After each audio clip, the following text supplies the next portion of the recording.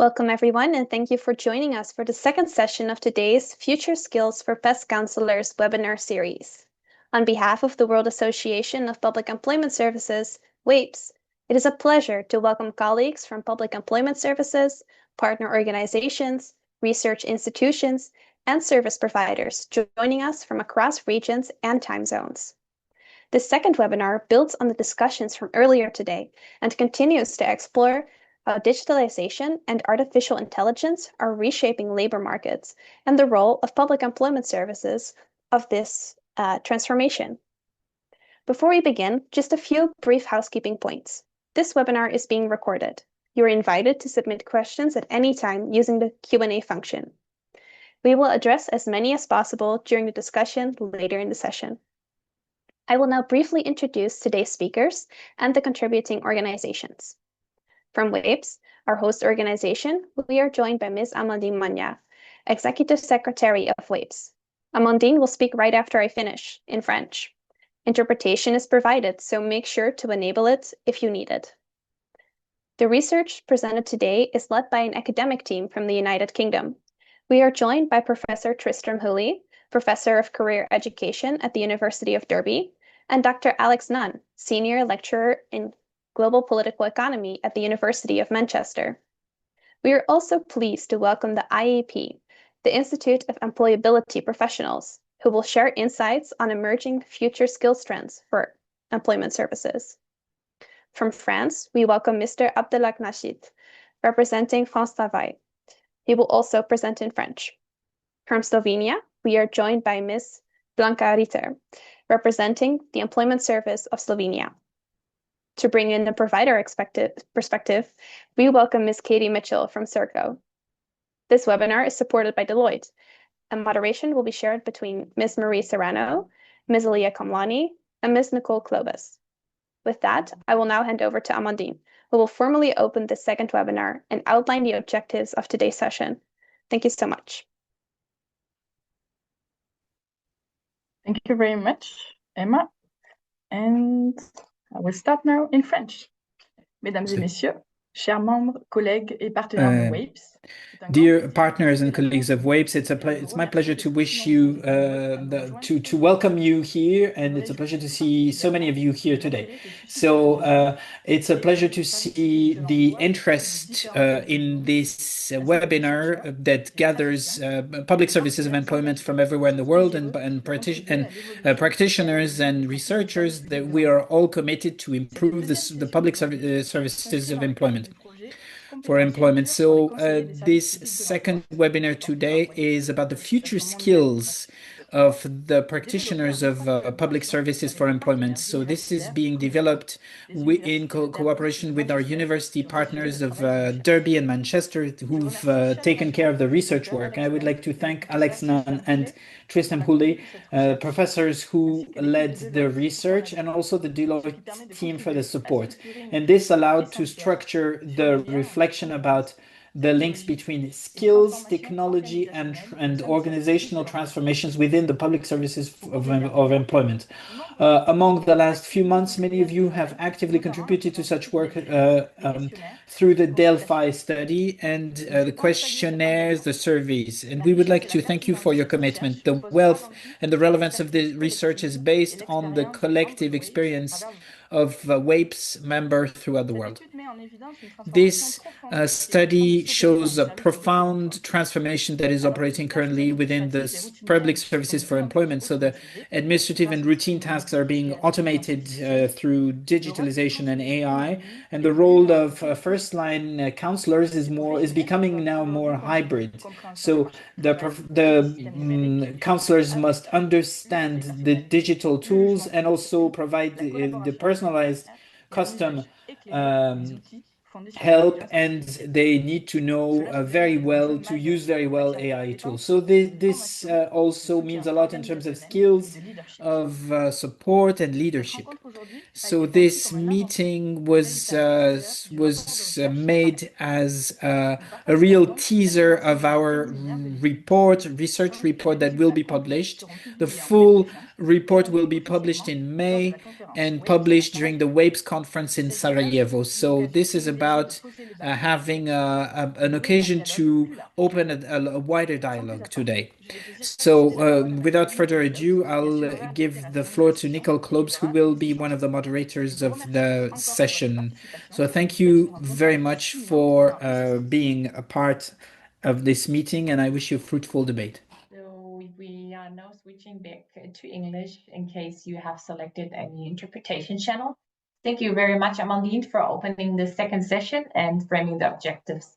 So for today's session, we have also our colleagues from Deloitte, since they are also supporting the future skills for PES Counsellors research and contribute also as a practitioner and human service perspective to the discussion.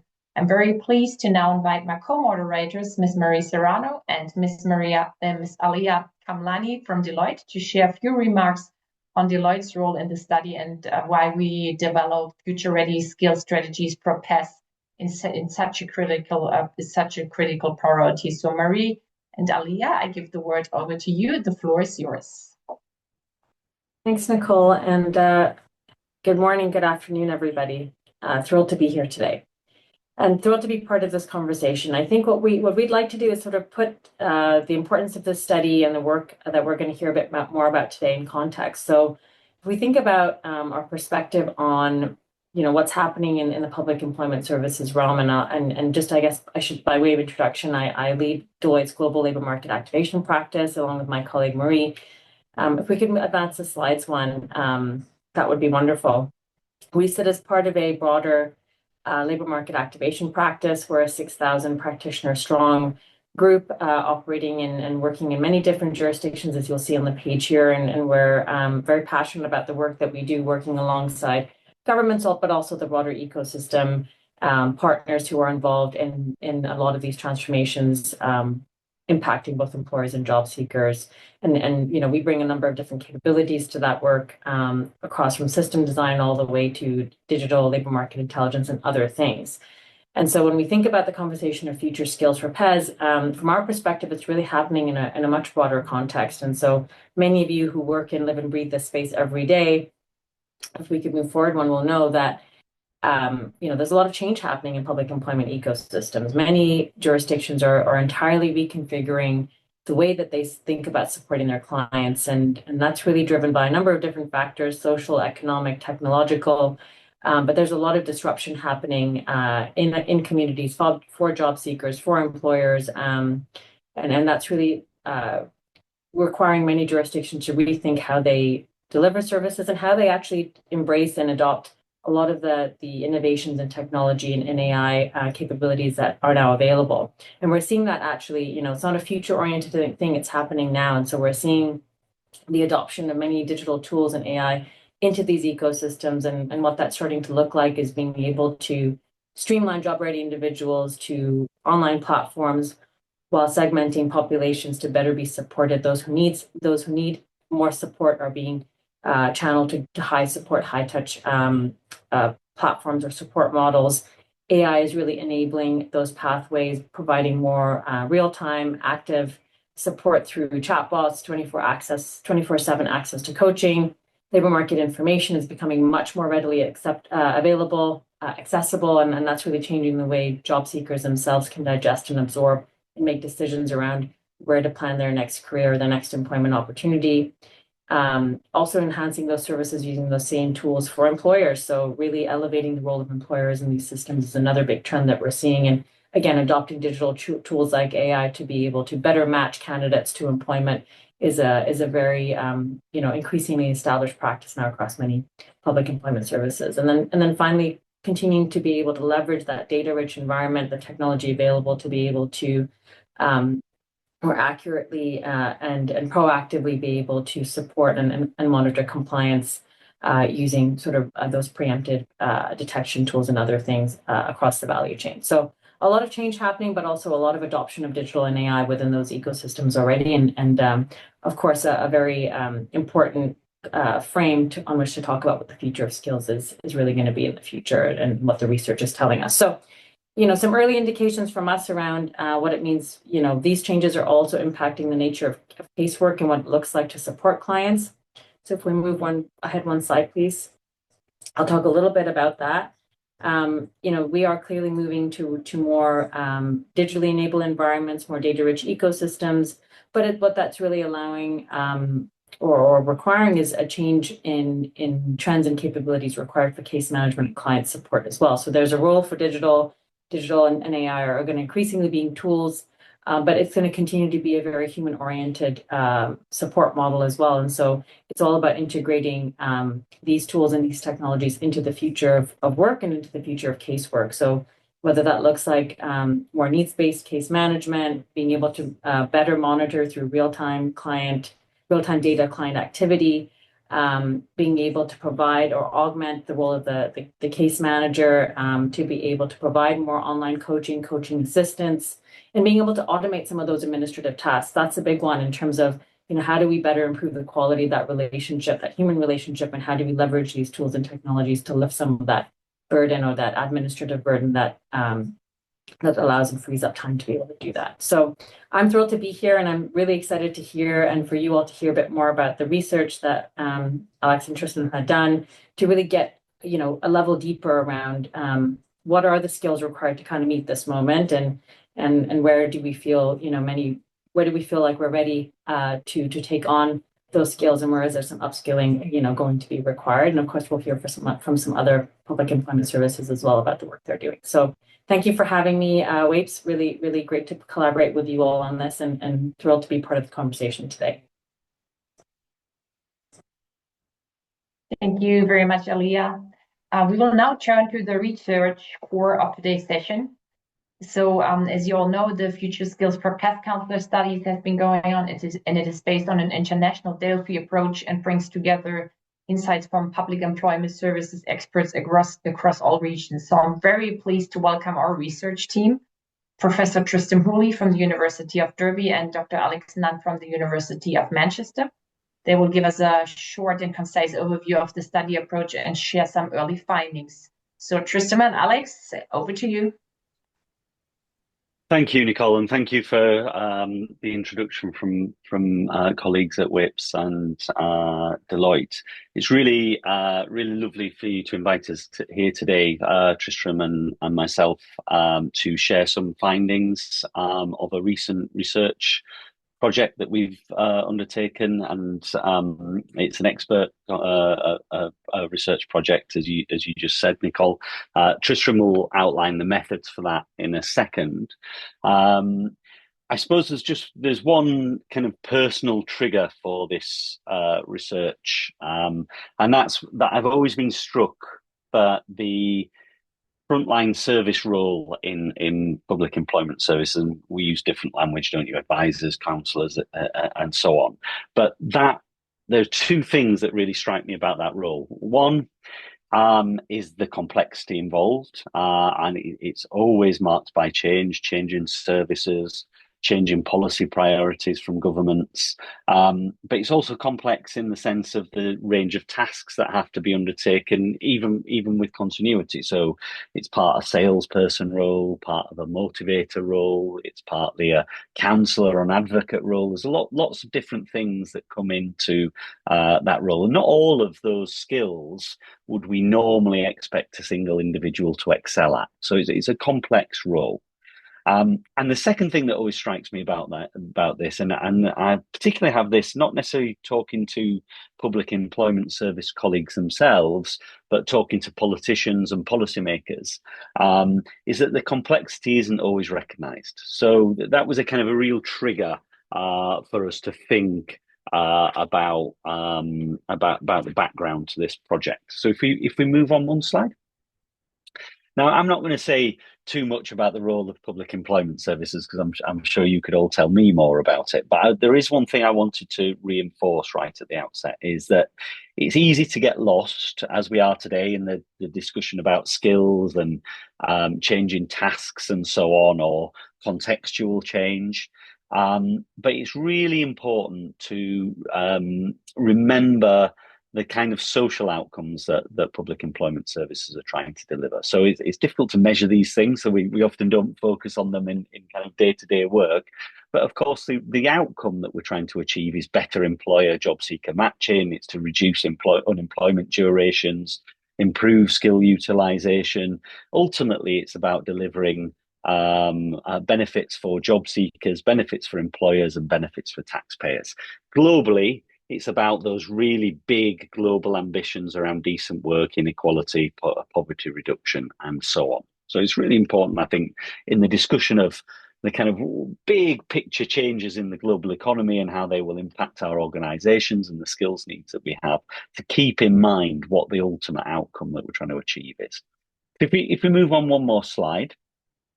Few of you, I mentioned in that context, few of you will have escaped a presentation or a conference or reading a report on mega trends and the future of work. So when I say mega trends, I mean climate change, technological change, demographic change, those big picture structural influences on how our organizations are working, and that kind of plays through into the future of work. We talk about occupational shifts, sectoral shifts, and so on. The diffusion of AI into changing the kinds of tasks that we do on an everyday basis.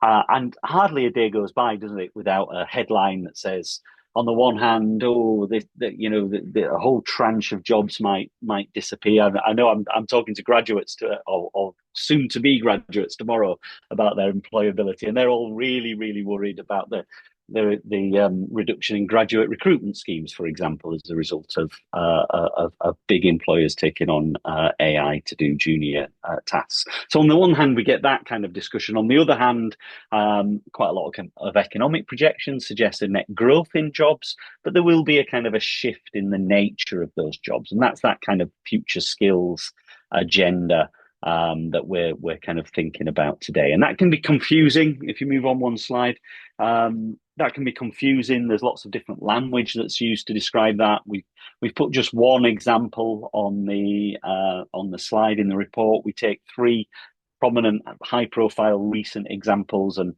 try and articulate what the kind of commonalities in the skills needs or skills projections going forward that those reports identify. So what does that mean for public employment services then? So if you move on one more slide. There are several things to think about. So on the one hand, there are substantial continuities. We're not going to stop thinking about matching, stop thinking about dealing with unemployment, stop thinking about employment quality. They're all things that will remain important, perhaps with a shift in emphasis in how we do some of that. I think it's really important that we focus on the role of public employment services in understanding actual change as it happens on the ground. So those big picture projections are one thing, but of course, local level change happens at different speeds and in different ways. So there's certainly a very strong role for public employment services in understanding the actual patterns of change as they occur, and that will mean, yes, a focus on data analysis. Sometimes data collection too, but it also focuses our attention on detailed levels of employer liaison and engagement at a local level. So public employment services, thirdly, will engage in assistance in that kind of spatial, sectoral, occupational shift. And their role will be really, really important in narrating and explaining, guiding both job seekers and employers through that process. And finally, as Alia was saying before, public employment services themselves are not immune to the types of internal change driven by these processes. So a diffusion and adoption of AI, but also green processes and so on, will all be important for those organizations. So I'm just going to, so that's the kind of context that the research was that wrapped around the research. I'm just going to move on now and ask Tristram to say a few words about the methods, and then we'll come on to give you a sense of what the initial findings are. Great. Okay, so we describe this study as a Delphi study. And so some of you may be familiar with the Oracle at Delphi, which was a kind of a magical site that you could go and get the answers to any of your problems in the ancient world. but sadly we can no longer access that. So in the 20th century, if we move on to the next slide, in the 20th century, there was the development of what's known as the Delphi process. So it's a kind of new research method. And it's based on the idea that if you get a lot of experts in any particular topic together and you can find out what they agree on, it's a very useful thing. I mean, there is likely to be many things that the experts disagree on anything, but if you find where there's consensus, you've got something extremely useful that can be the basis. So that's what we've used for this study. So the way it works is you start by going out to experts in a pretty open way, and you ask them questions about the sorts of issues that you're interested in. So in this case, it was questions about what do you think public employment service practitioners do? What's their job? What kind of skills do they need to have in order to do this? What sort of things do they need to know in order to do this? And then we also asked about the future. So what do you think is going to happen in the future? Will these things change? Will they develop and so on? And then we also looked at some of the sort of things that go around that, so qualifications and so on. So we started by asking some pretty open questions. People gave us lots and lots of ideas. We then worked with our colleague Aman Manku, who's done a lot of the data analysis for this, to analyze these answers that we got and code them into a series of statements. We then move into the second phase where we send that back out to the experts and we say, do you agree or disagree with these statements? And essentially, if 75%, if 3/4 of them agree, then we say, yes, we've got a consensus here.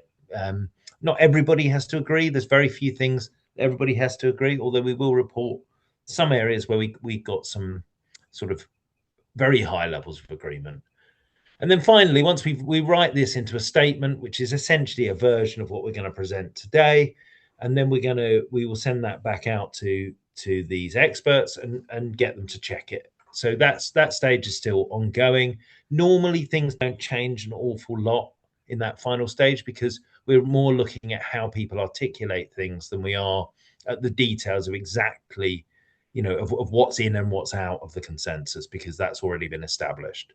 So if we move on to the next slide, what we got out of this, or the core of our findings for this, we've divided it into tasks, skills, and knowledge. So what is it that we expect a PES practitioner to be able to do? So we've got things in there that you probably are not hugely surprising, although depending on where you are in the world, they may be more or less common. So we've got things like action planning, advice and guidance, liaising with employers, potentially some higher level things like liaising across different sort of bits of government, so local government and communities and so on, engaging in their own professional development. These kinds of tasks came out with a high degree of consensus.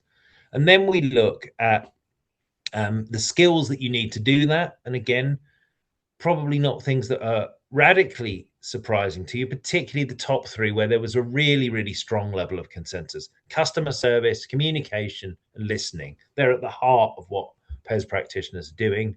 But then we get some other things: advocacy, AI literacy, analytical thinking, empathy, and so on. Networking and partnership building. So actually, when we start to look at this is quite an expansive definition of what a PES practitioner's role is. And it includes not only the one-to-one work that they might do when someone walks through the door, but also wider things around sort of negotiation, working with partners, all sorts of things, really. And then we looked at the areas of knowledge. We got sort of basic psychology, labour market information, and so on, knowledge of other systems, knowledge of how the PES systems themselves work. We've also got some other sort of areas which perhaps we might not be expected to achieve consensus on. So AI and automation, law, sort of HR and recruitment practices, knowledge of other care services, social care services, education and training opportunities, and so on. So what we've got here is a pretty strong and pretty broad sense of what PES practitioners should be able to do and what skills and knowledge they need to do that. And I think we were a little surprised by how broad it was, but it certainly creates a vision of what this role is, which we'll talk a bit more about in a second. So I think I'm handing back to Alex here. Thanks, Tristram. So, as Tristram says, our focus was on taking that messy context that I outlined before and thinking about how that will impact on specifically frontline PES staff dealing with job seekers in particular, but also employers, how that will impact their tasks, the tasks that they do in the future, the skills that they need to do those tasks, and the knowledge that they need to do those tasks. So if we move on, I'll kind of unpick each one of those things in turn.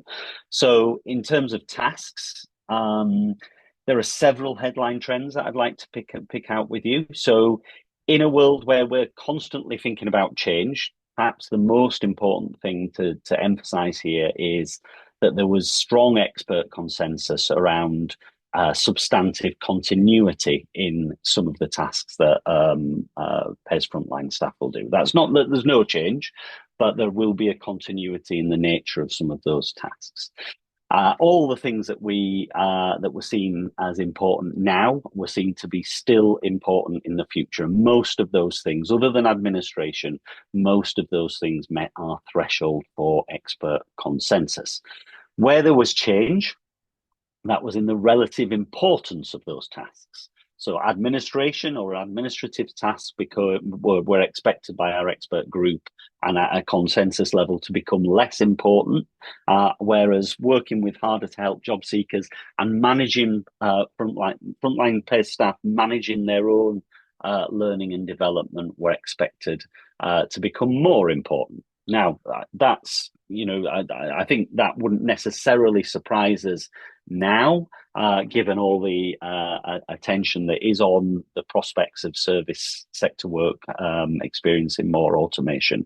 But as I pointed out this morning, I think that pattern of change, less administration, more focus on the customer experience, more focus on disadvantaged customers, and more focus on managing one's own self-development, that mixture of things would probably have been true had we done this exercise at any one point in the past. And some of the nature of those things has perhaps changed, but those things in themselves are probably the same. So as much as we're all worried about change, I think we can have a sense that we've seen the kinds of change that we're likely to experience in the future already, albeit with some of the detail shifting slightly.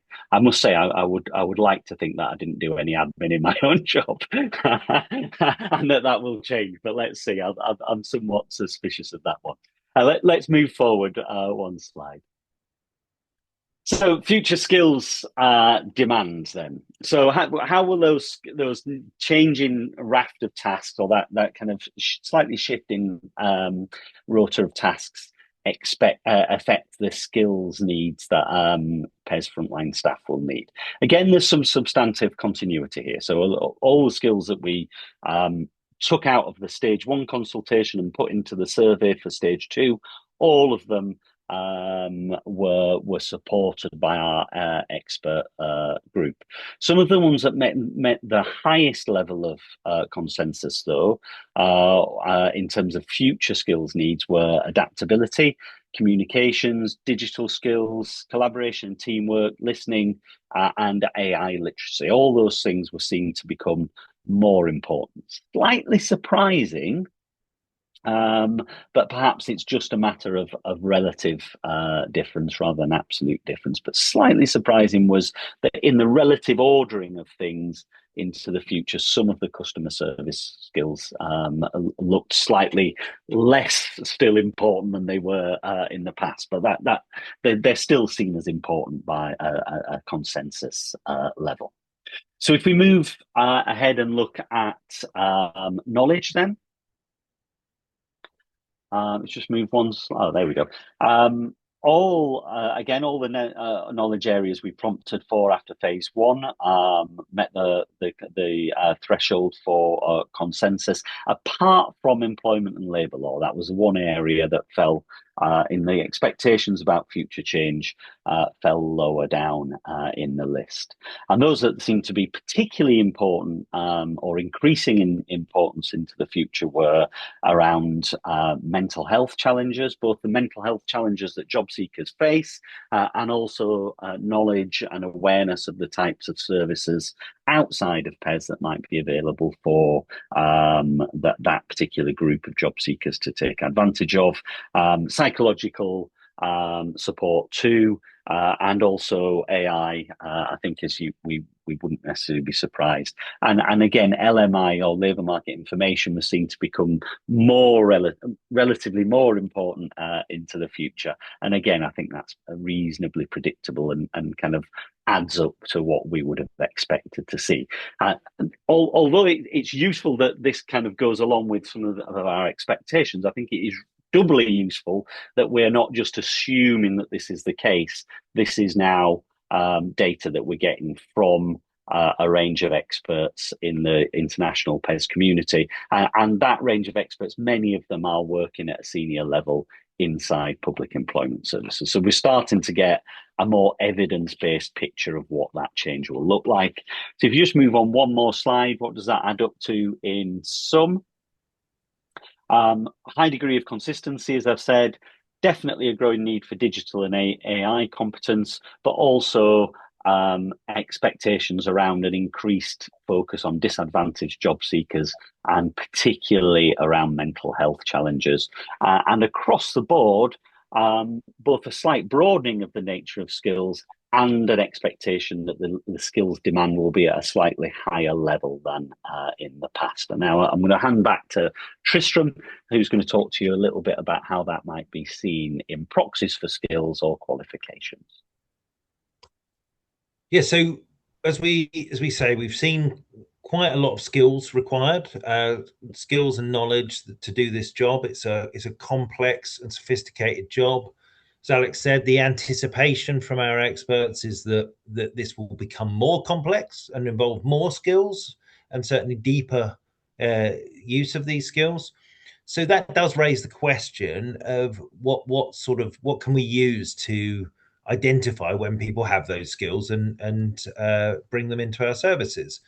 So there was a consensus that qualifications are an important indicator of this. But there wasn't really a consensus across our expert panel of exactly what level of qualifications there would be. So, and the other thing is whether it was necessary or whether it is necessary for those qualifications to be specific. So, for example, would we be happy with somebody who has just completed a secondary education? Well, some people would, some people wouldn't. What about if they completed a post-secondary education? So perhaps they got a degree.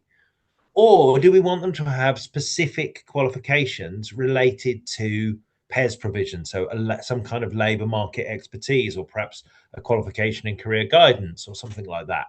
And there was greater levels of support for those kinds of positions, but not that reached the consensus level.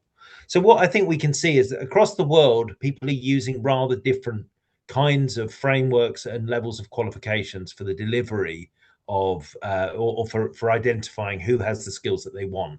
And this seems to us an area where there's potentially room for further work in terms of thinking about what might a level of professional qualification, certainly a minimum level of professional qualification, be.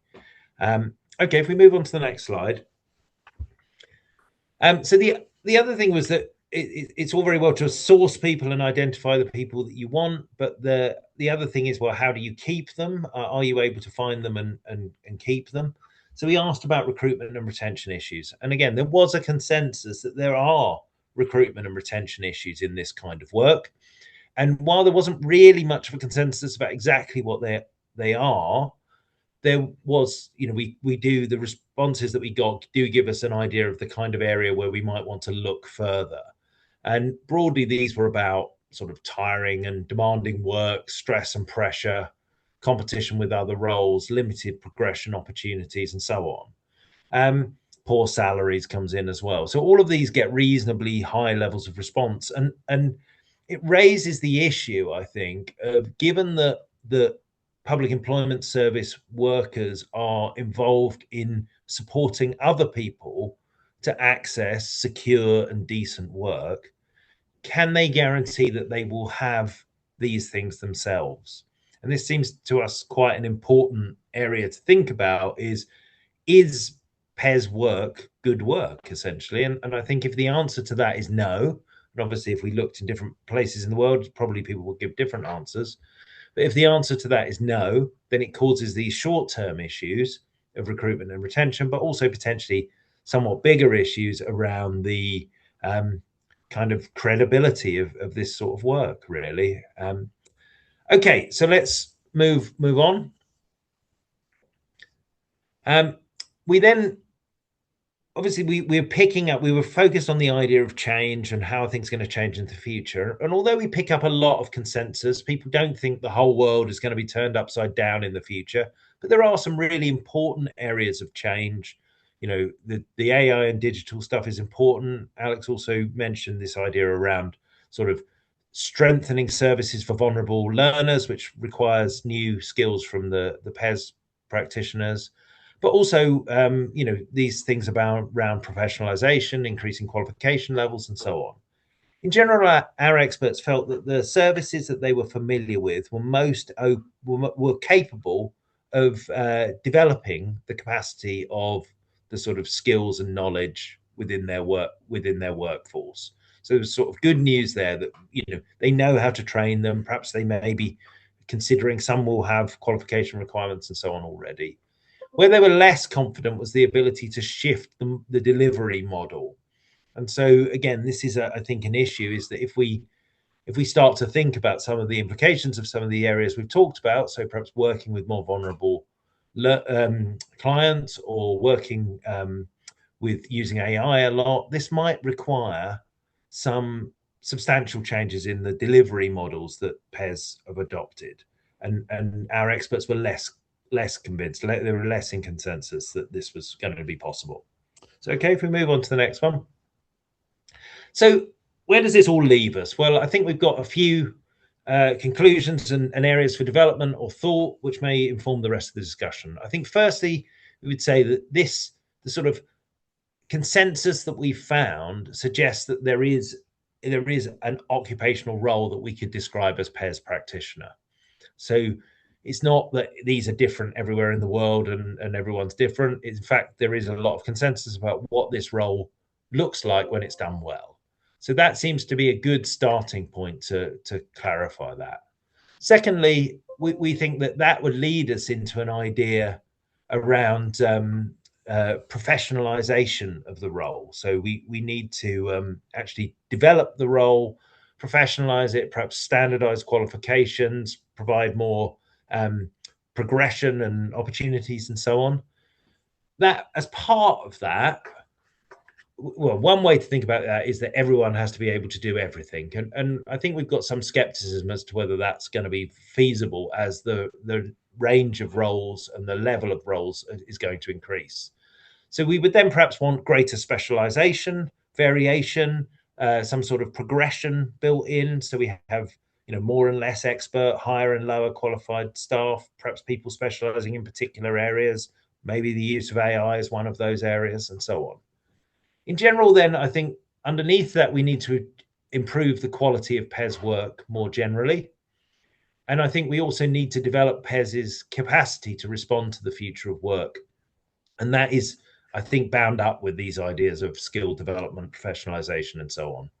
And obviously, we're researchers, so we're always going to say we need more research. But it seems to us that we've had some very interesting insights from our experts here, but we would really like to hear more from the PES practitioners themselves, and probably from their clients as well. So there's lots of areas that we could do further research. So I think we're going to finish up there. Hopefully that's given you an insight into the research. We will be launching it, I think, in a couple of months at the Sarajevo conference, but there will be a report that will come out that will be shared through WAPES and so on. But hopefully this gives you enough to get a sense of where we've gone so far. Thank you very much, Tristram and Alex, for providing really nice first outlook on the data and the upcoming report. It is aimed to be published around May, as you said already, in Sarajevo at our WAPES conference, but we'll also publish it online. So just for all the people that are interested in it. So thank you so much. To complement this, we will now turn to a contribution from IEP, the Institute of Employability Professionals. Their contribution will focus on key emerging trends in future skills for PES and employment services. I'm very pleased to welcome Mr. Scott Parkin, Mr. David Immer, and Mr. James Wellings. The floor is yours. Thanks, Nicole, and it's really great to be here. Thank you very much for inviting us. Just for context here, the IUP is the only global institute for employability professionals of its kind, which I think is really important here. And when we have a key focus on skills, on the ability for people to practice really effectively to get the very best services and results possible for those people who are looking for work. We're also really excited about our partnership with the World Association of Employment Services. And once again, that is also a unique global organization with a very exciting partnership strategy. So thank you again. What we're going to do today, so I'm going to introduce David and James. Simply put, David is going to identify and amplify some of what's already been said, what the global research says about best practice in employment services from the Centre of Employability Excellence point of view, which is David will tell us more about in a moment.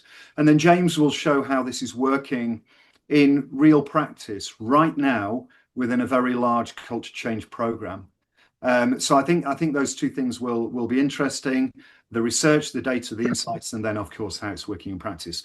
So without further ado, over to you, David. Thank you. Thank you, Scott. We'll go to the next slide, please. And oh, well, here we are. We've been introduced. Here we are again.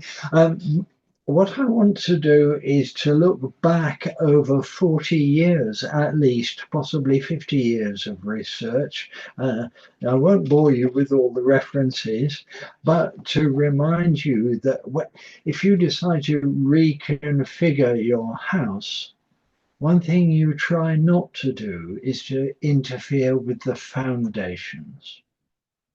There are some things which always have worked, will continue to work, and which we must protect while we enhance the place we live in. So what does the evidence say? First of all, there isn't a single source. You've got to dig it out from hundreds of research papers and other sources. But synthesizing those, there are 4 pillars to this house, and they are universally accepted by respected researchers doing good quality studies. The first is that the quality of the relationship between the advisor and the participant is the active ingredient in success.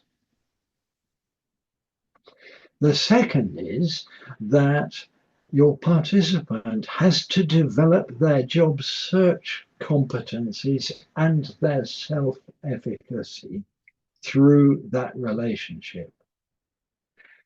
The third is that there has to be close and detailed engagement with the labour market. And the fourth, emerging more recently, it wasn't the case, it wasn't believed to be the case when I began my work many decades ago, but community engagement is also important. Next slide, please. Now, there's much less evidence to support thinking about the resources you need, the technology you use, or the caseloads you apply in your offices. Very little good quality evidence there. There is limited but positive evidence that staff support and development is really significant for the resilience and performance of your staff. And there's limited but worthwhile evidence about partnership with people like housing and health, social services, justice system, and all your other all your other partners in your locality.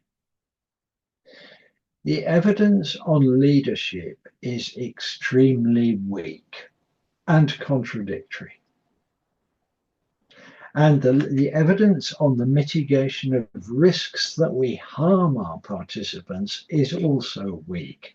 But close reading of the evidence, close reading of the studies shows that there really are risks, that it is possible with great goodwill to try to help someone get a better job and they end up failing, or that their confidence is diminished in some way. So let's not run away with the idea that everything we do is automatically good. There are checks and balances. Next slide, please. Looking a little more closely into what works, how to construct the active ingredient that is a good working relationship. 4 things matter that help clients get suitable work. Can they choose an occupation in their labour market of choice? Be they a graduate or a person who just wants to work in the shop up the street? Can they find an opportunity? Does it mean going to the pub and asking any jobs going, or does it mean a search online? Having found an opportunity, can they compete? Do they have to be somebody's brother or cousin? That's one way of competing. Or do they have to fill in a CV or go to the job centre? There are different ways of competing. Once they've got a job, can they retain and flourish in it? Does it suit them and their environment and their family? So 4 skills that clients need. Turning to employers, to enable those skills, your staff must meet real employers at work and find out what that work looks like, smells like, feels like, sounds like, involves. It's all in the detail. So you've got to look at actual jobs, not just job descriptions and databases.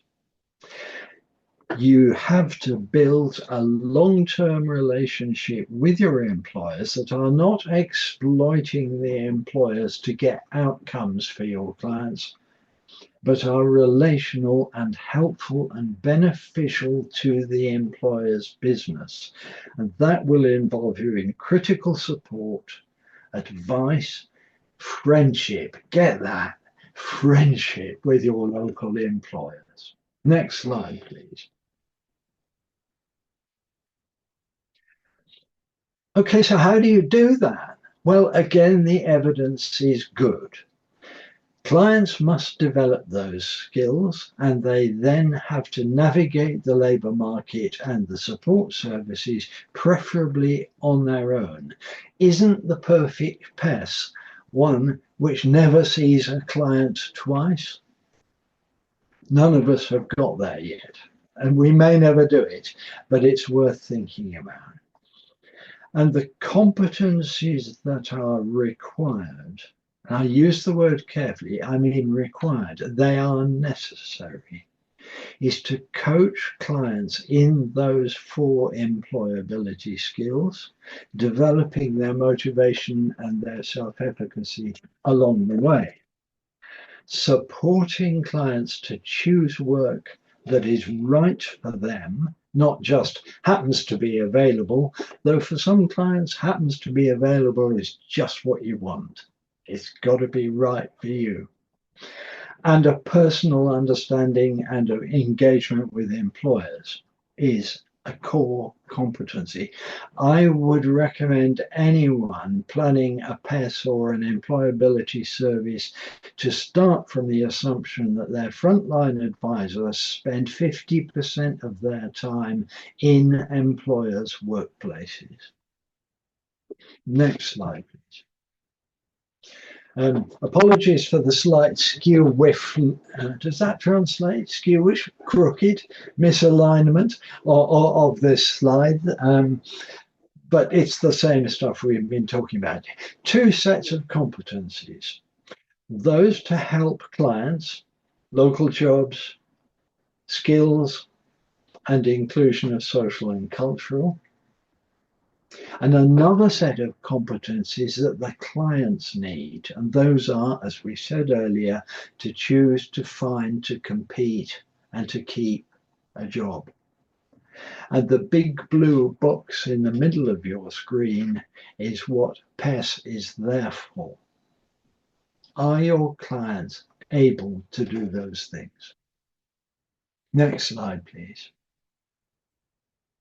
Now that gives us, in some senses, a clue to how technology, whether it's AI or anything else, can help.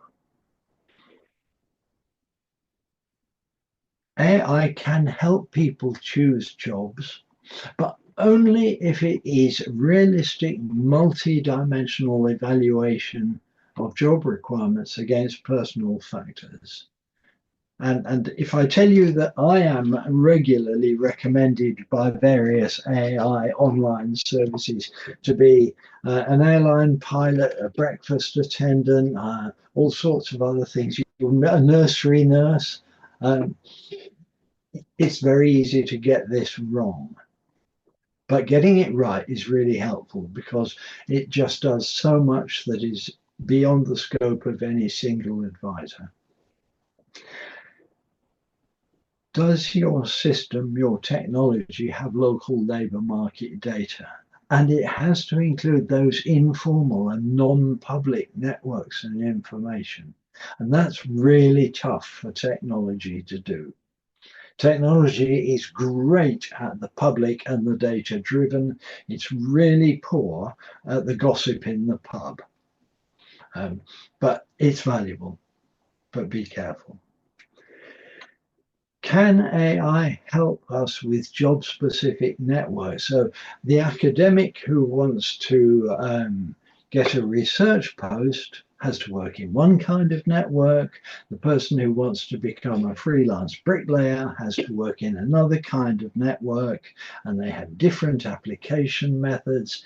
Can your facilitation technologies help both of those? And finally, are they useful helping your communications with employers? Difficult to do, but not impossible. So those are the insertion points, I believe, at the current moment. Evidence on those is anecdotal, not brilliant, but it's building up and people are really working very hard on it. Next slide, please. Now, all of this happens in an organizational setting, and over on the left-hand side of this slide, you can see the leaders and managers are providing the staff training, the resources, and the networks that in turn enable advisors to use their skills. What's critical about this slide is that it shows that there is a direct chain of causality from what a leader provides in the way of training, resources, and networks to the client's capacity via, and it's always via, the interpersonal skills of the frontline advisor. Next slide, please. Now, let's put technology into that picture and say, well, what technology can do is make us more accurate, consistent, predictable, accessible, and efficient. And, you know, I'm a guy who first saw a fax machine when they were first invented being used by a PES in the north of England to communicate job vacancies between offices. Brilliant. It was efficient, accurate, predictable, usable. It's a really nice piece of technology. But be careful, because if you actually say, great, now we can use this to reduce our staffing, clients can get in and out much more quickly. We've got efficient data happening. If your policies are such that you diminish the professional input by putting in something that is blind to the labour market, doesn't exercise interpersonal skills, and has no connection to the local culture, you will lose the active ingredient that 40 years of evidence have shown us is what we need. So technology, great, whether it's a fax machine, a telephone, an AI system, a database, fabulous. But there are risks.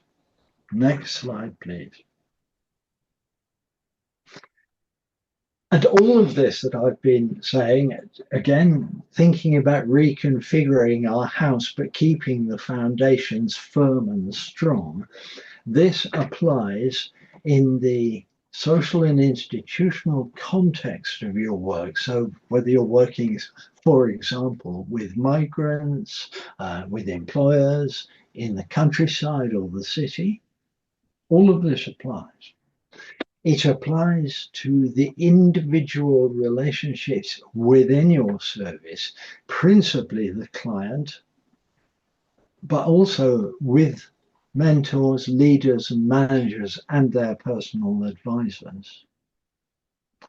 And it applies across the organization where the constraints of, say, finance, of how your service partners operate, of how your management is led, perhaps by your politicians, all of those things. So the evidence that the active ingredient is the professional relationship is there in all these areas. It's not something which belongs in a box somewhere outside the important decisions. Next slide, please. And so we need to say, how are we doing? And I'm going to hand over to James in a moment, because there is evidence that we're not always doing terribly well. High caseloads and output targets and system compliance over relationship flexibility are causing difficulties for frontline staff. Staff training is there, and there are often quite complex and ambiguous goals that staff have to achieve. And the ability and the time available to link with other services is often fairly constrained. What we see is leaders who have to focus on numerical performance, which is fine. Nothing wrong with success. Let's have more of it. But if that means that we have systems that are compliance and sanctions led, the action planning is not given enough attention as to its quality, it is quite possible to have a service that damages the confidence of frontline advisors and clients and emphasizes barriers to work. Thank you, David. And apologies we didn't get to, it's really important, and there isn't an awful lot of time to be engaged in this conversation. We've been putting this evidence into practice in a very large-scale change program, as I mentioned earlier. I'm really sorry that we didn't get round to be able to share that with you, but I'm sure we can share some slides and insights, and there may well be another opportunity. Thanks very much, David, and apologies to James, but in essence, I hope you enjoyed the research that we were able to share. It's long-standing, and it's real, and it's already been implemented in practice. Thank you. Thank you so much, David, and thank you so much, Scott. Yeah, it's very much appreciated. We have lots of contributions today, so we really need to be tight a little bit on the time. But yes, of course, we will share all the presentations with you, and you also may raise any questions. We have a short question session later. So just want to announce it again, since you can also put your questions in the chat that you may want to raise to our great contributors today. So yeah, wonderful. So so before we move on, I would like now to have a little bit in short interactive sessions, and before we move to the country case examples, and we would like to take a short poll with you together, and it's popping up already. So we will have two polls, and for those that are not cannot read this, we have also put the interpretation, the translation on our slides into Spanish and French. Since we can only raise this in English, apologies for this. So the first poll asks which areas represent the biggest gap in preparing counselors for future skills, and we would like to know your opinion on this.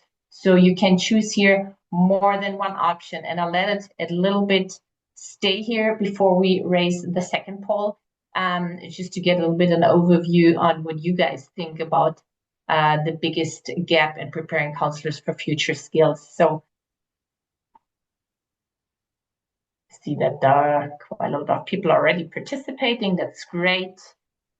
We see a little bit coming up on limited feedback from employers and emerging skills, no clear structure for continuous upskilling.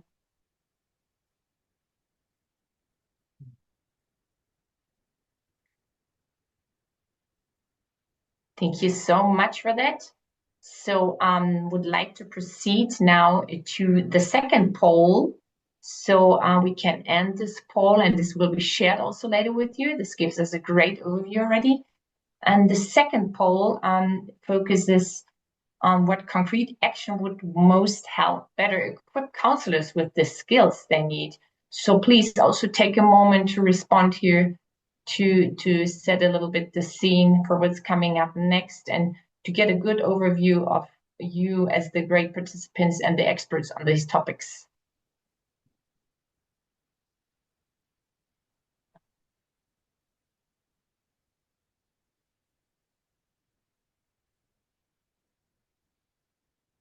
See, there is quite a lot of emphasis also on training programs. Interesting.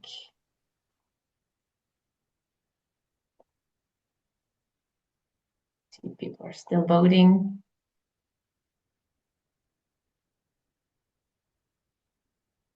Thank you so much. I would like to end the poll here. It gives a great overview. I hope you all can see it. So we really have a lot of confirmation here on develop or update targeted training programs.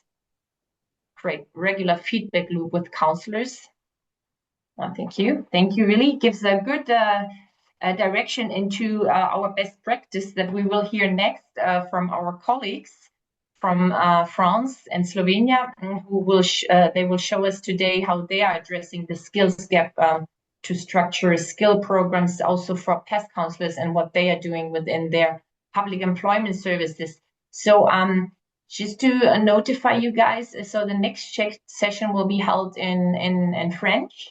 So you might now opt for translation if you're going to need it on the little globe below.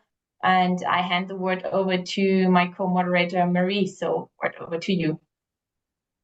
Sounds good. And I will now switch to French for a short minute to introduce our host. Donc, nous allons maintenant nous tourner vers un exemple concret de bonne pratique. We're now going to have a look at an example of good practices from France. Abdelak Nachit will tell us about his work with France Travail. He is going to show us how France Travail prepares their team for the work of tomorrow with AI, especially with the heart of the service relations, and also we're going to look at the organizational approach to support the counselors with this work. Merci Marie. You have the floor. Thank you very much for giving me the floor. Thank you to WAPES for this very instructive, very interesting exchange of views. So to link with what's been said before, I would like to remind you that we will also tell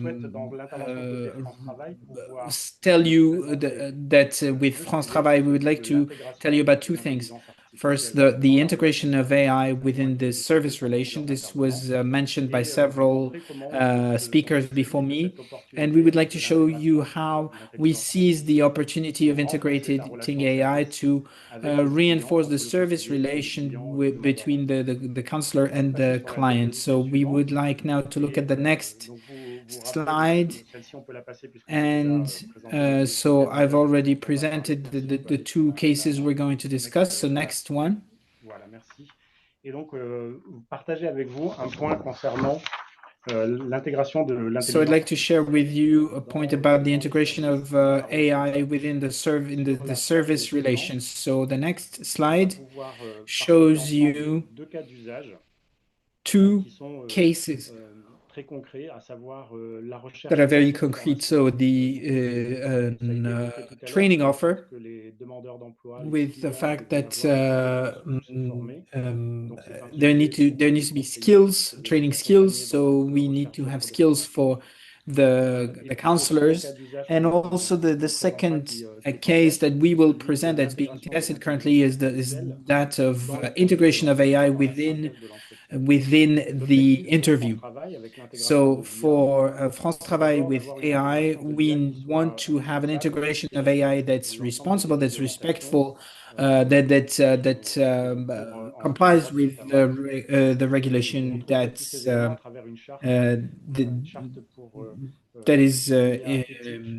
applies in Europe with and we have a charter, an ethical charter of ethics, and we want to seize the opportunity to integrate AI to reinforce the quality of human relations and to deepen the relationship with the counselor. So we would like with the advisor. So we would like to tell you about the example of looking for training. So for all our financing institutions as public services, we want to have some indicators of some KPI as to how the trainings are being mobilized. So what's good for the job seekers is to help them have access to trainings easily and to help them ask the right questions as to the content of the trainings in order to make quick decisions for training. And for the counselors, what is really interesting with such AI within the training is that we need to be able to have improved sourcing to pre-qualify quickly candidates who will be trained, and also to have high quality information. So there is an advantage for the training organization that will receive candidacies that have been pre-selected. So for the on the next slide, we remind you some elements about some cases. So the search for training will be done with AI to pre-qualify, to pre-select candidates for trainings. Please, I would like to insist on the fact that the AI does not decide. AI is only here to help. For the counselor the counselor will the advisor, the counselor will decide, but they receive a list of potential trainees. So we'd like to remind the first principle: the advisor is responsible for selecting the list of candidates and validating the list of candidates and selecting the prerequisites, the conditions in order to follow such training. They will have a look at the candidates that are not selected, and there are some candidates that are not selected, and the results are given in real time. So it is really it's not AI that chooses to select or not to select a candidate, but the advisor makes the ultimate decision to select someone, or to maybe select someone who was not chosen by AI. So the decision belongs to the advisor, the human advisor. So then you can see the process here with the research for training offer, you can select an offer, a training offer, and the advisor can automatically look for candidates. And then in the next step, there's a validation of pre-selected candidates, and so the counselor, the advisor, can discuss with such candidates. So some candidates may have a very high mastery of written language, or others are very low, and AI can make it understandable by everyone. One job seeker can say can answer very informally, and the counselor will understand. So there will be kind of a cultural interface between the counselor, the advisor, and the candidates. So then it helps match the trainings available with the candidates. So I would like to say that we have the same thing for the research of employment offers. So there's the same thing with employment offers. So you can see that there's some matching that's available there as well. Now, the next use case, you have a functionality here that's being tested, and that is called chat écoute. So I understood from what we heard that the digital tool need to help improve the relationship between the counselor, the advisor, and the job seeker. And it's been mentioned that we need to evolve without changing the fundamentals. And the quality of the relationship between the advisor and the client, the job seeker, this is very important, the quality of the relationship. So you need to make sure this remains and is not altered. And this will be tested through chat écoute. So the counselor needs to be discharged of all administrative actions, among which we can mention the counselor has to type data for to write down some points as to how the interview went. So maybe the counselor, the advisor, is with their screen to type data, and not currently discussing with the job seekers. So in this case, chat écoute will record the interview and will write down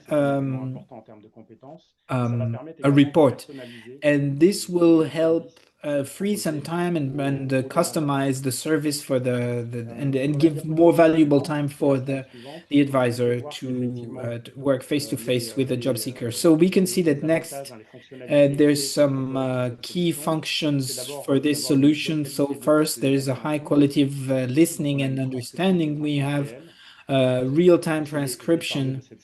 So the advisor saves time thanks to AI. So we can extract all the important information. So if the candidate mentions that they don't have a driving license, for example, or they have children to take care of and need someone to take care of their children. So this type of information is noted, and this is then validated by the counselor. So the advisor always validates the information that's gathered by AI, and then we can suggest in real-time information to deepen to make the interview more relevant.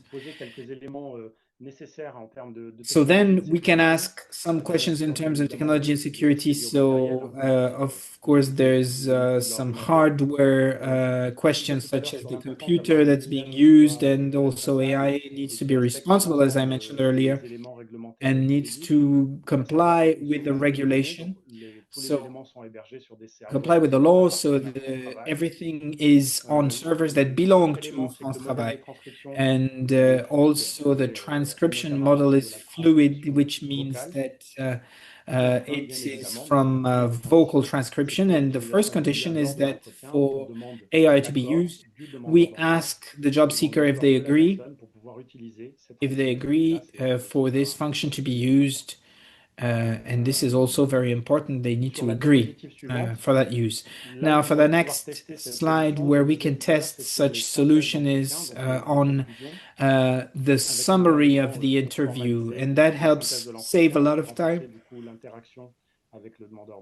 And this helps reinforce the interaction with the job seeker. And also, we want a better quality of diagnosis on the situation of the job seeker. It helps gather data, have a better, improved listening quality, and then review and validate the data that's been gathered by the advisor.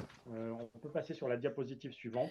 Donc voilà, ça c'est une capture d'écran, donc je ne vais pas détailler. So this is a screen cap that I will not detail. It is in order to show you and to illustrate, to show you an example of how the tool works. Chat FT écoute.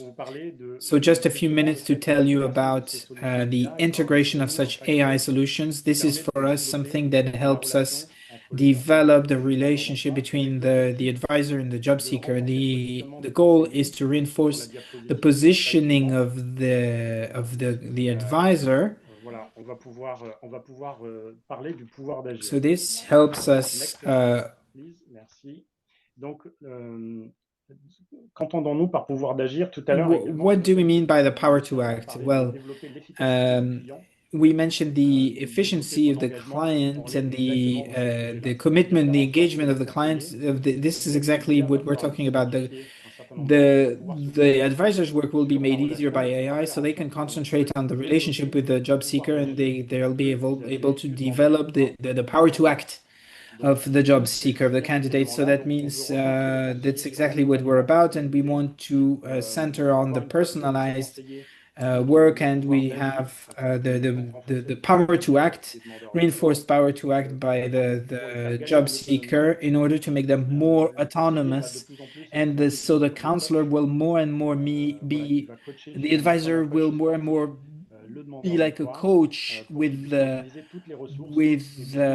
job seekers, so that they can mobilize all the resources and they can define better a better pathway towards employment. So on the next slide, you can see that the philosophy of this power to act. You can see how we can help the job seeker move from a situation that is being suffered, where the passive situation, to an active situation, and we want the professional practice of our counselors to act.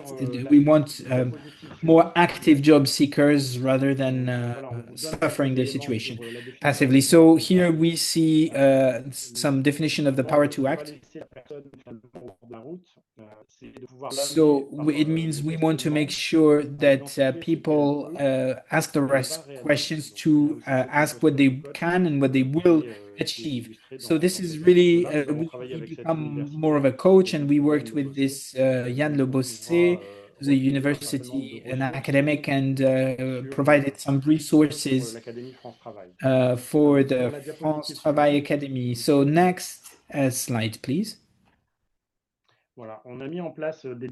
Here we can see some skill reinforcement webinar, some webinar that is available on it's publicly accessible on the France Travail, and then more specific tools that are available and in order to deepen the skills. So I would like to stop here because the next slides just give more details about what I mentioned earlier.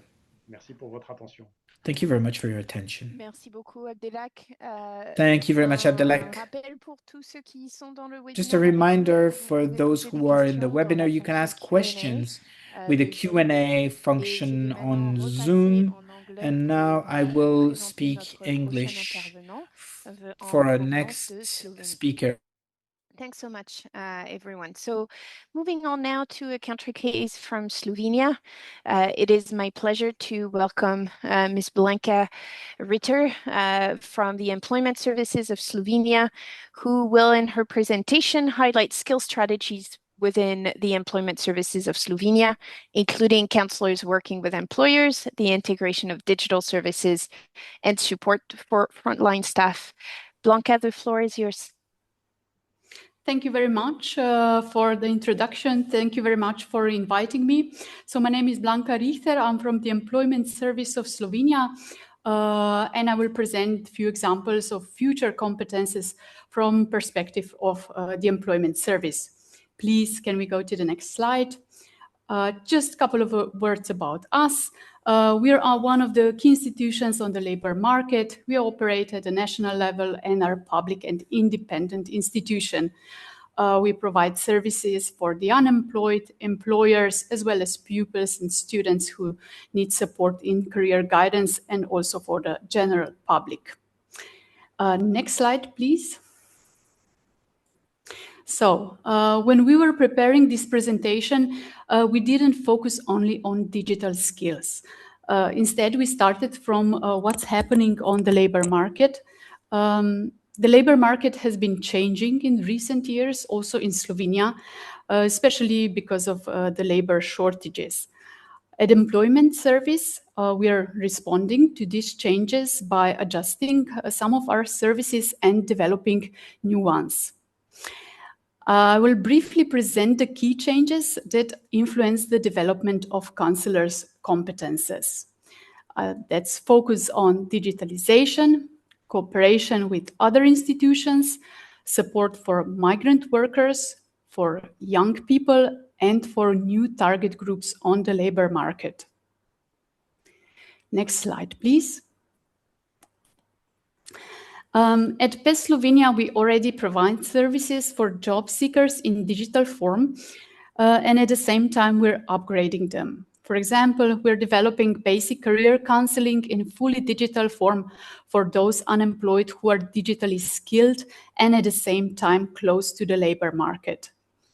We're also developing digital tools to support the counseling process, like statistical profiling tools, labor market forecast tools, etc. From the perspective of career counselors, digital counseling means guiding the process by using data. Data provided by the unemployed person, as well as data generated by digital tools. And here we recognize the following competences as necessary to lead the counseling process.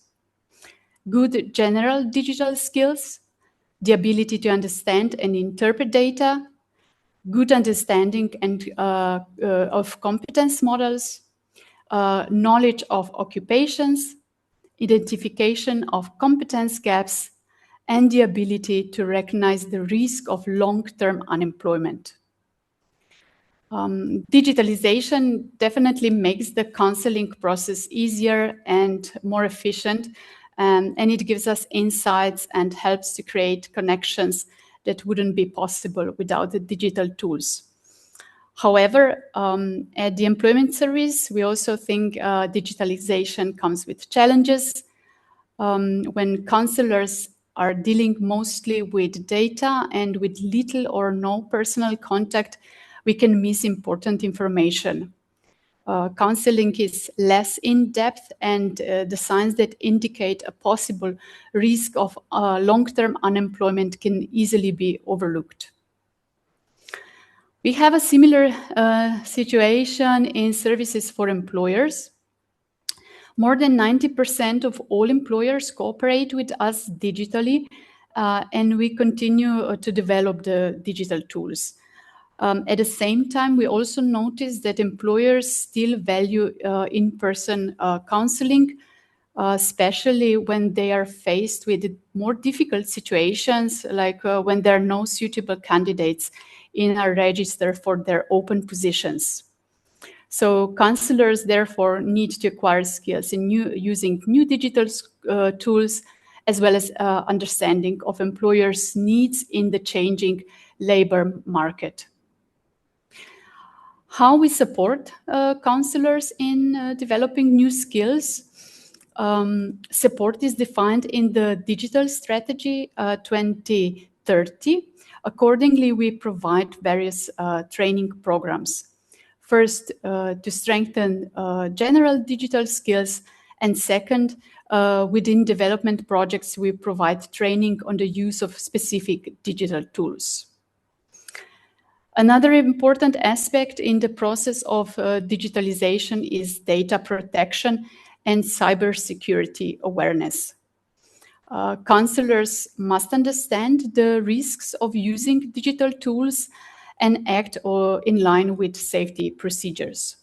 So for this reason, we provide regular training for all employees on both topics. And we will soon add training on the use of generative AI tools. Can we move to the next slide, please?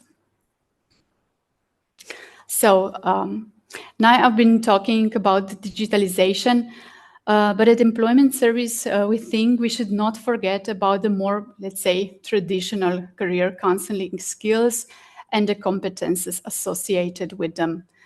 We believe they will continue to be important in the future. In addition, we're recognizing some new competences that are connected to the development of our services as a response to the situation on the labor market. First, I want to mention competences related to interinstitutional support that we provide for the long-term unemployed who face multiple obstacles by entering the labor market. The aim of interinstitutional support is to bring institutions together like centers of social work, health counselors, to gain holistic understanding of the client's situation and jointly develop tailored solutions. From a career counselor's perspective, this requires organizational skills and a good understanding of other institutions' services to link them with our own services for the best outcomes for the unemployed. We can move on. Next, we have competences related to foreign workforce.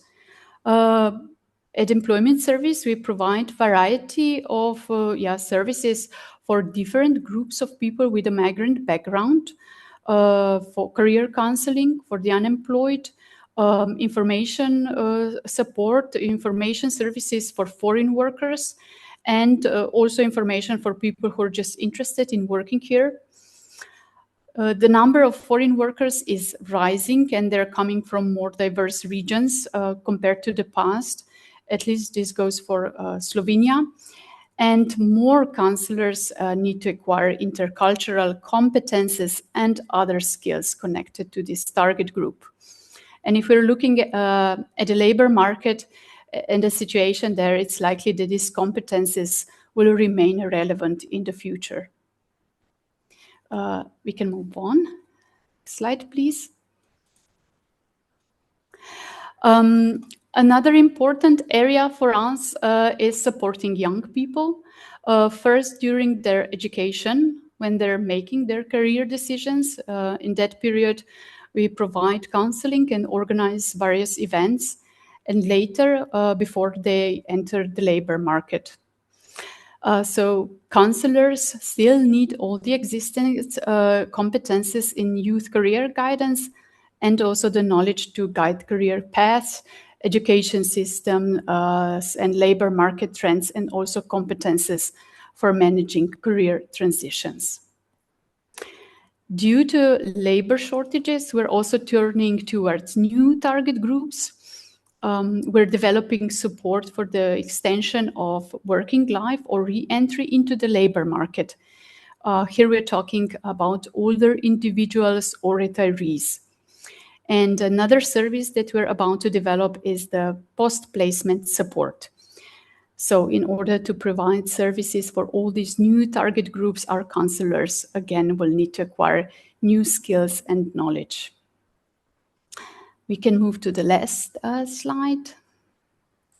Okay, so to wrap it up, the development of digital competences and competences related to use of AI tools will certainly be important in the future.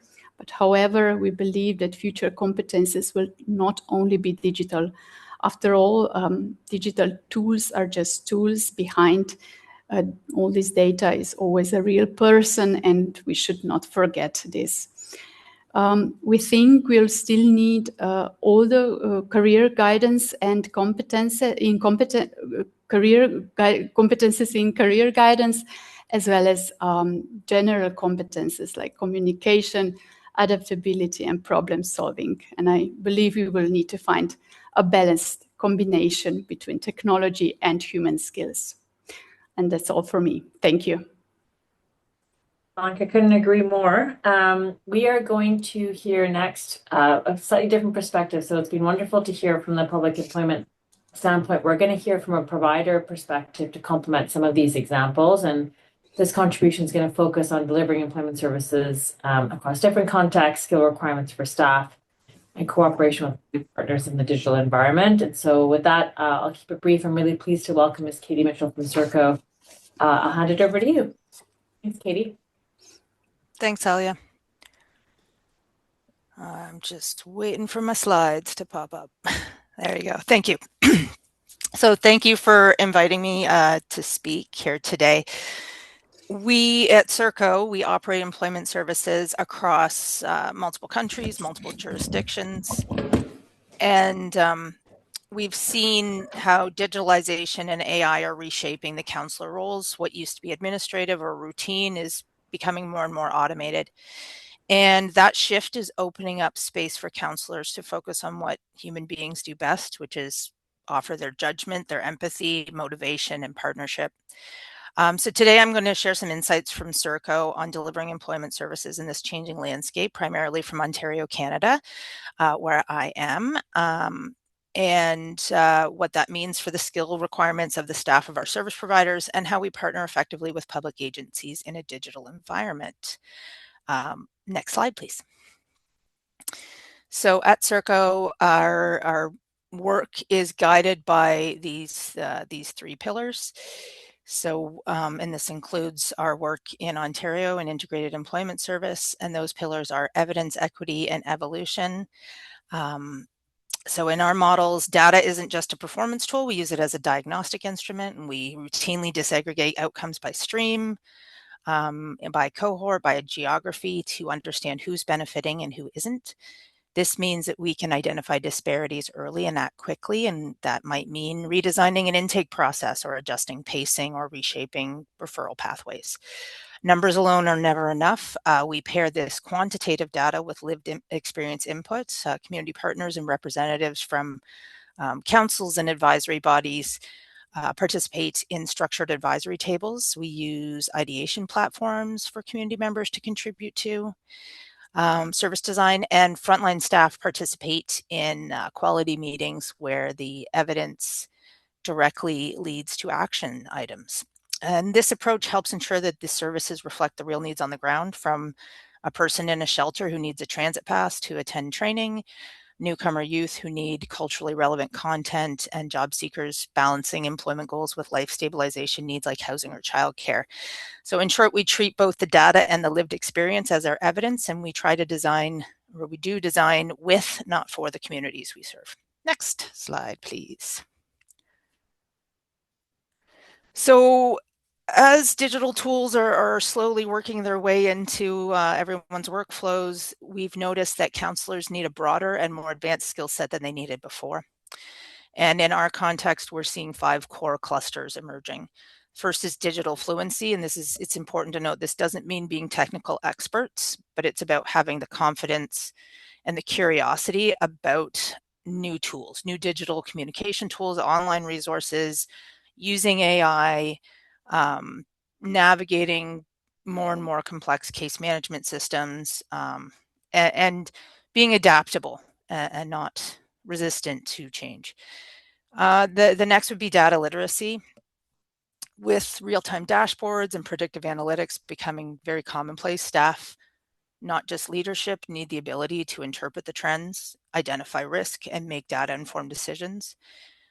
We have internal oversight tools that we also create versions of for our service provider leadership to use, and then they have versions that they use with their individual staff. And that way, you know, we're constantly evaluating caseload sizes, quality, engagement, risk factors, and coaching conversations become centered around the insights from the tools, rather than more broad long-term trends, we can look at, what's happening right now and make changes that'll move the needle right away. The third would be ethical and effective use of AI. So we know that AI is coming, or it's here. And what we've discussed a lot internally is that, consumer AI like ChatGPT, Gemini, Copilot, it's already in widespread use. Clients are coming in with a resume already done or started, and they're using it to prepare for interviews. So counselors need to understand how it works, but they also need to be that, voice of reason and coach people through challenging it and contextualizing it and helping job seekers refine the AI generated content. Because we've all seen a resume that's been not reviewed that's come through AI. So it shifts the counselor's value towards their judgment and ethical oversight and their knowledge of the individual they're helping. The next is human-centered practice, which isn't a new skill, but it's a more important skill than ever before, because as digitalization reduces the administrative piece, the human relationship becomes elevated. They must have excellent listening skills. Motivational interviewing becomes more important. Solution-focused practice and trauma-informed approaches become more and more important. And this ensures that technology is enhancing human connection rather than replacing it. And then finally, it's collaboration and system navigation. Services, across all sorts of government agencies and public and private partnerships are becoming more integrated. So counselors need to be able to navigate networks of community partners, service providers, government agencies, and they need to have excellent communication, negotiation, and partnership building skills, and be comfortable working inside multi-agency governance structures. Next slide, please. So the tools that we're finding are helpful right away, that we're using or are continuously developing, improving, and enhancing are real-time dashboards to flag risk, engagement and opportunity, case trackers or case management systems that help simplify the workflow, AI-enabled behavioral and readiness analytics. So, using that case management system and partnering with some AI analytics to provide some trend lines and some information.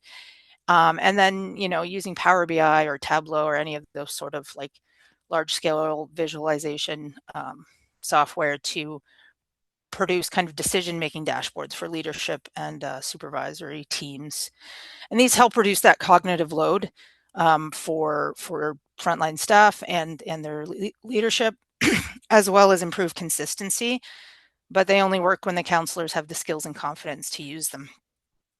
And next slide. Thank you.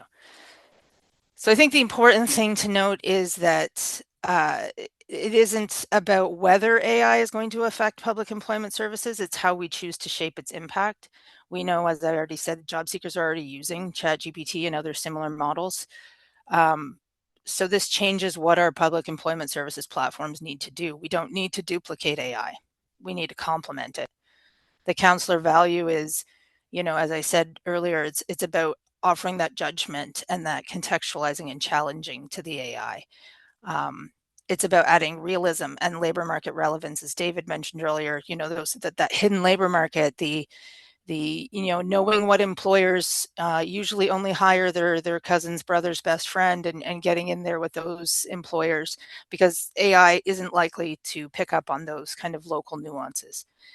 And then also guiding that ethical use of making sure people are aware of the risks and benefits of putting their information into AI, large models that are out there publicly.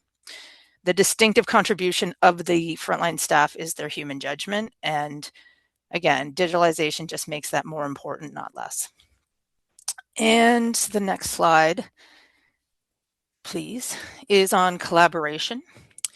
So none of this happens in isolation. We rely on strong partnerships with public agencies and our providers. We work closely with our provincial ministries and federal equivalent departments and other public employment service leaders, whether they're other social system service managers like ourselves or in other jurisdictions situations like this where we get to talk to other people working in the sector worldwide. We also have governance forums with the ministry, our ministry, and other bodies where we look at data and implementation challenges and try to solve those issues collectively. We have structured advisory tables. We have joint performance and quality meetings with our service provider network to ensure that qualitative piece of, we have the beginning of the iceberg with the data, but they can explain, why that's happening and how we can fix it, whether it's, coaching or training or workflow redesign or referral protocol redesign. This collaborative approach has been key to maintaining stability through digital transitions and major system reforms, and it helps to build trust. Public partners can see how decisions are made, why strategies are chosen, and how evidence is used. And digital environments mean that transparency is even more important, because when AI is involved, we want that to be something people are aware of, that it's not a hidden kind of secret behind the scenes thing. It's something we are embedding purposefully and practically into our work. And our partners need to see how we're using that to ensure that there's good governance in place over privacy and security concerns. Next slide, please. So results. So we have, I wanted to ground all of what I've been talking about in our Ontario's Integrated Employment Service and some statistics in on how we've put these practices into action and had some good results so far. So Serco has been implementing Integrated Employment Service starting in 2022. We cover 3 large geographic areas. We have started more than 54,000 participants on their path to employment in a single integrated model from a previous model that was, I think, about 7 to 9 separate programs previously, depending on where you were in the province. Over 25,000 of that 54,000 have completed their pre-employment services with us. We have delivered over 20,000 wraparound interventions, ensuring supports that addressed housing, childcare, health, and other barriers were put in place. We have helped over 18,000 individuals find employment. 72% of all of those who completed pre-employment found employment, and over 2,400 people in the last, since 2023, have maintained employment for more than 12 months, which is 57% of any of the participants who had a recorded outcome over 12 months ago. These are not the result of one tool or one training program. They are from the alignment of skills, digital tools, evidence-driven governance, and collaborative public provider relationships. And we feel that this shows when you combine strong digital systems with strong human capability, you can scale services without losing quality or equity. And my final slide, if you don't mind, Francisco, thank you, is just, 5 moves that any public employment service leader working closer to the front line can implement. The first is conduct rapid skills audits, focusing on the high volume tasks, figure out what your staff are doing on a day-to-day basis and where you can, remove some of the friction points, and do that often. Introduce low friction AI supports into workflows with clear guardrails quickly, whether that's an AI note taker, whether that's even just resume drafting, all sorts of different options there, but just start with small, low friction supports that helps build comfort and confidence with AI. Establish monthly evidence-based review forums using disaggregated data and involve all layers of staff in that, even clients. If you can do some focus group with clients, that's also great. Build micro-learning and coaching cycles tied directly into what you're seeing in the case analytics. Don't wait for an annual review to recommend training. Have small, even one-day webinars, things like that you can point people to. And then finally, strengthen and create advisory tables for lived experience. because in a world of automation and digitalization, real progress happens in the space between people where empathy meets action. And I'm going to stop talking now. Thanks. Wonderful. Thank you, Katie, for the great insights in terms of the work you're doing, and really interesting to hear how you're also going to be moving forward. So thanks for your presentation. I think we're now at the point in the webinar to do some Q&A. And so I think there's a number of notes in the chat here. If you would like to ask a question, please go ahead and put it in the chat. But maybe to get things going here, I might kick things off with a question. And I'd like to ask the question to IEP and James Wellings in particular from that team. Because I know you didn't have the opportunity to share about the work that you're doing in the UK right now, which is very interesting. So I thought I'd give you an opportunity to share that work relative to the coaching academy that you've been working on, and in particular, if there are any findings from that initiative that you think would be pertinent to share with this group. So I'll pose the first question to you, James. Thank you, Alia. It's been really interesting listening to all of the presentations today. There's a lot of kind of similarity and crossover with the work that we're doing in the UK with the IEP. So I suppose the sort of key takeaways, we're going through a sort of discovery process at the moment. So this is really sort of working with the organisation to try and understand what their pain points are really. So the last slide in the presentation kind of covers it in a little bit more detail, but if I just sort of touch on those, I think is probably the best way of sort of positioning it. So there's a real sort of desire to move away from transactional interactions to more sort of transformative relationships. So that's around the development of kind of true coaching skills. Professional identity is one of the things that they really value. So they have staff that are kind of really passionate about the work that they do, but feel a little bit undervalued in terms of that professional recognition. So we're looking at some micro credentials, stackable qualifications that can help to kind of elevate that kind of sense of purpose and belonging within the organisation, and and just as importantly that external recognition as well.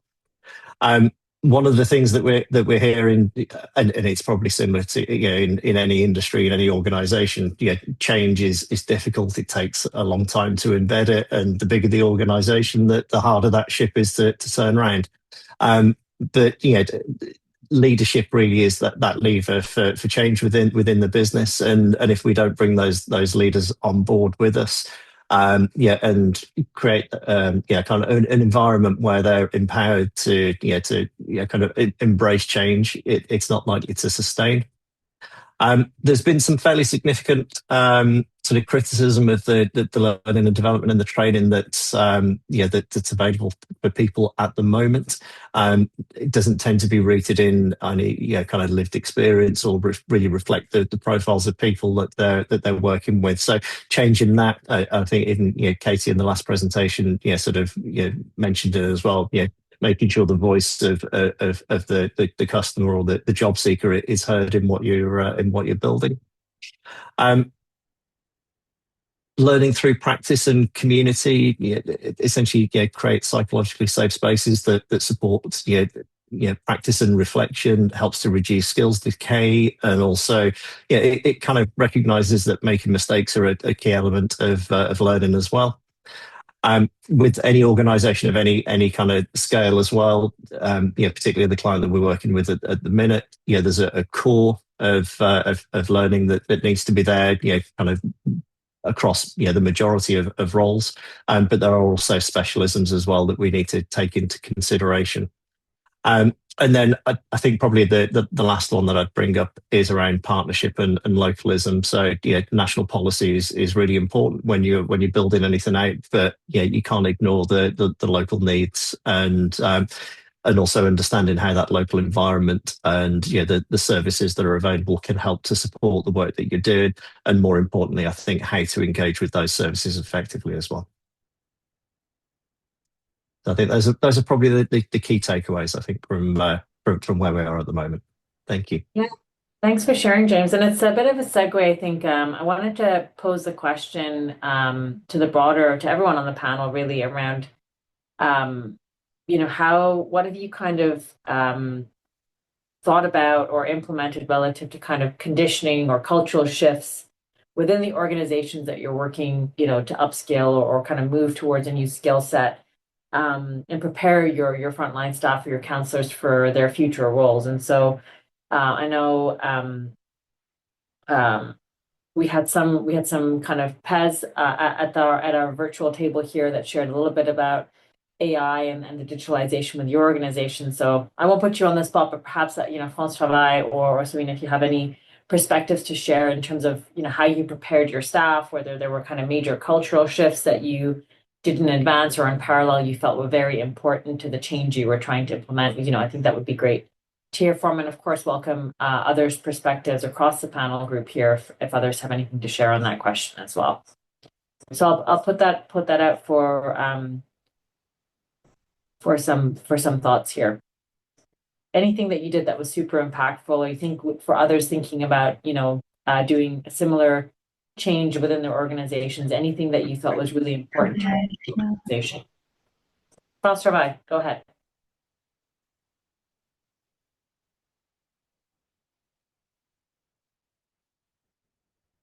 And Ashik, go ahead.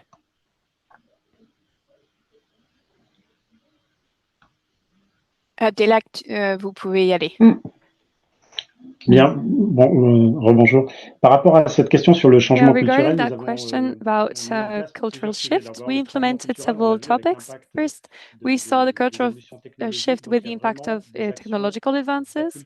So we have acculturation actions and training actions to train people to AI in the core role of the counselor. So it's a real important culture aspect. Second is the role of the manager.